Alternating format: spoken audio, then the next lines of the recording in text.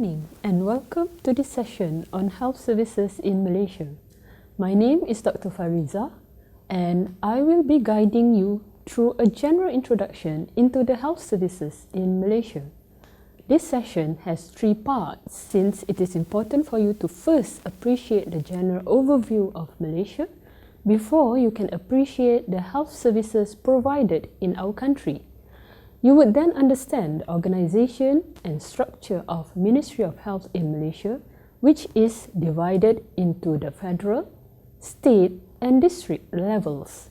And finally, you would also then understand the core public health areas provided in Malaysia. Let us then begin by looking at the general overview of Malaysia. Currently, in 2015, our population is 30.7 million. Men outnumbered women with the sex ratio of 1 to 0.6. Malaysia is a multiracial country consisting predominantly of Malays, 61%, followed by the Chinese, 30%, Indians, 8%, and other ethnic groups, 1%. Our national language is Malay. Malaysia is a dynamic country which has enjoyed economic growth and political stability since independence 58 years ago. This is the official Ministry of Health web portal where most published information and reports can be obtained online. Check out www.moh.gov.my. This table illustrates the population and vital statistics of Malaysia. Malaysia has a land area of approximately 330,000 square kilometers.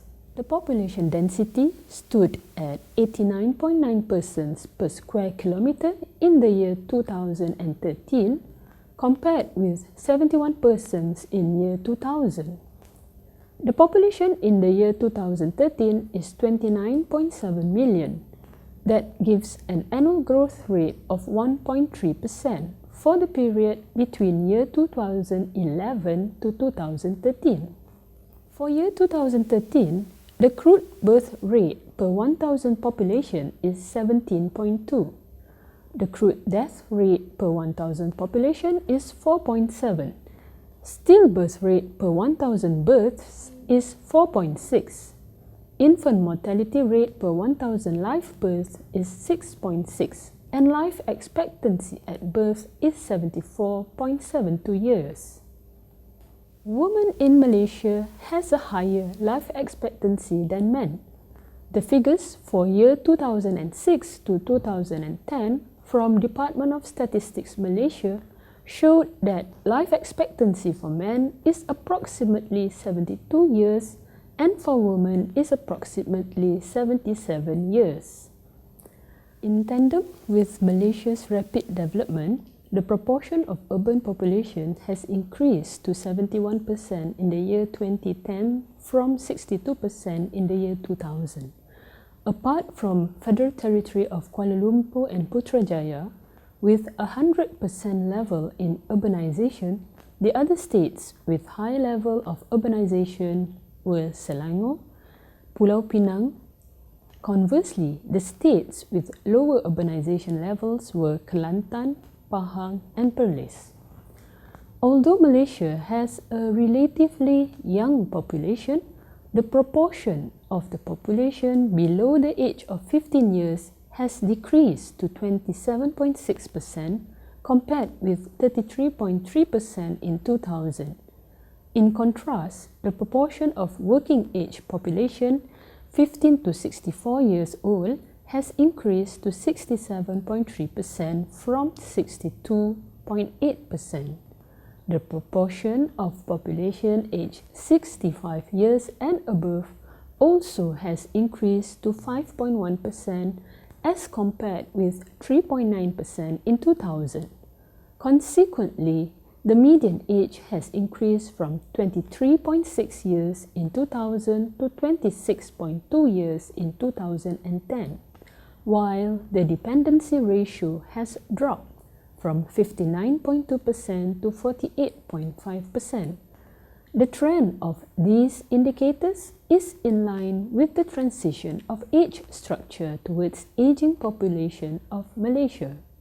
Healthcare services in Malaysia is provided by various healthcare providers from the public, private and non-governmental organizations, providing healthcare through conventional or traditional and complementary medicine. The country now enjoys a fairly comprehensive range of health services provided by a dual system involving stakeholders from the public and private sector. Despite the dual system in healthcare provision, the government remains the main policy-making and regulatory body.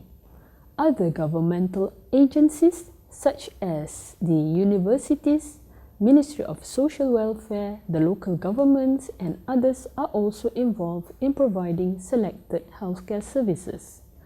The government's commitment towards universal access to affordable and high-quality care is ensured by the dominance of public health services, which ranges from health promotion, illness prevention, as well as curative and rehabilitative care.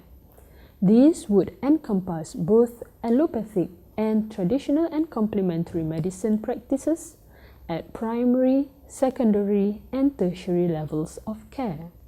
There are many stakeholders in health, which includes the public institutions such as the Ministry of Health, Ministry of Education, Social Welfare Department and other related government agencies, the healthcare consumers, for example, patient, family and community, the universities, for example, researchers, teachers and students, the healthcare financing, such as the employer, the insurance companies, the healthcare provider, such as primary care, hospital, laboratory, imaging and pharmacy, and also the healthcare product supplier, for example, equipment, pharmaceutical and reagent.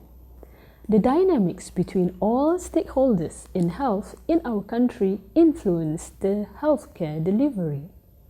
Here is an overview of the core services in healthcare. As mentioned earlier, the government's commitment towards universal access to affordable and high-quality care is ensured by the dominance of core services in healthcare, which ranges from health promotion, illness prevention, as well as curative, rehabilitative, and palliative care. The main thrust is supported by the finance, human resource, legal, training, administration, promotion, marketing, and procurement sections or departments. This concludes the first part of this lecture, which is on